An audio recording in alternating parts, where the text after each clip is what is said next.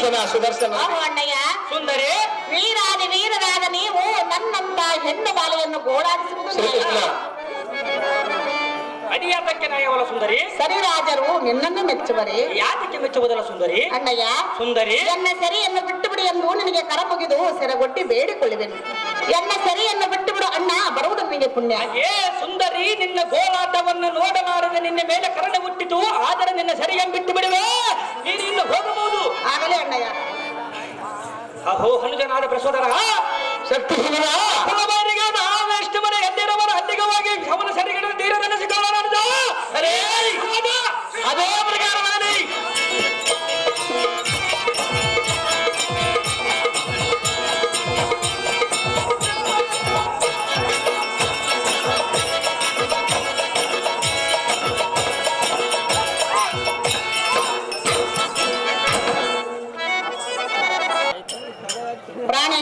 ಪ್ರಾಣೇಶ್ವರಿ, ನನ್ನನ್ನು ಆ ದುರ್ಮಾರ್ಗರ ಕೈಗೆ ಒಪ್ಪಿಸಿ ಕಳ್ಳನಂತೆ ನೀನೆಲ್ಲಿಗೆ ಹೋಗಿದ್ದೆ ಪ್ರಿಯ? ಹಾಗಲ್ಲ ಅನ್ನಬಾರದು ಕಾಂತೆ. ಮತ್ತೇಗೆನ್ನಬೇಕು ಕಾಂತ?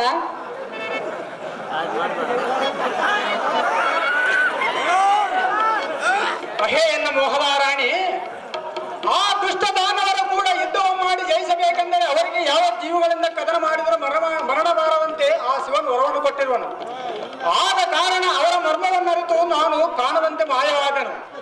ಆದರೆ ಮುಂದೆ ನಾನು ಅವರನ್ನು ಸಂವರಿಸುವುದಕ್ಕೆ ತಕ್ಕ ಯೋಚನಾ ಮಗ್ನನಾಗಿರುವನು.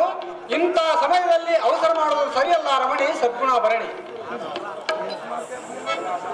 ಎಲ್ಲ ಸಾರಥಿ, ದೇವಾಸ್ತದಲ್ಲಿ ಮೆರೆಯುವ ಆ ಸುದರ್ಶನನ್ನು ಬರೆಯಲು ಸಾರಥಿ ಅತಿ ಜಾಗೃತಿ. ತಮ್ಮ ಅಪ್ಪಣೆ ಎಂದಾಗಲಿ ದೇವ ಮಹಾನುಭಾವ ಸುದರ್ಶನ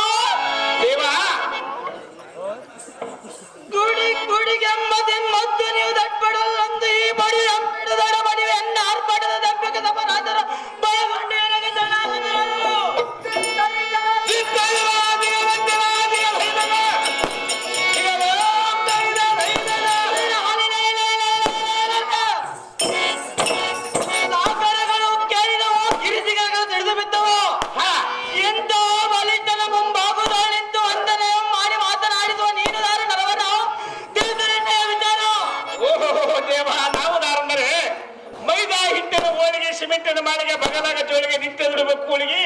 ಸಾಹುಕಾರಗಳು ಬಗರನ್ನು ಕೊಡ್ತಾರೆ ಬಡ್ಡಿಗೆ, ಬಡ್ಡಿ ಸಾಲ ನಮ್ಗೆ ಗೊತ್ತುಂಟು ಬರೋದು ದೊಡ್ಡಿಗೆ.